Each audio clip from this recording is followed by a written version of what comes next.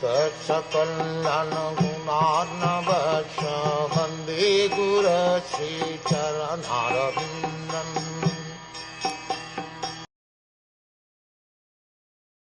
Thus, accepting the prayers of Srimati Kantadevi, the Lord subsequently informed other ladies of his departure by entering the palace of Hastinapur. But upon preparing to leave, he was stopped by King Yudhiṣṭhira, who implored him lovingly.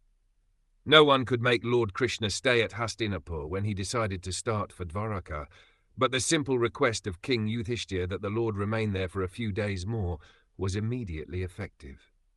This signifies that the power of King Yudhiṣṭhira was loving affection, which the Lord could not deny.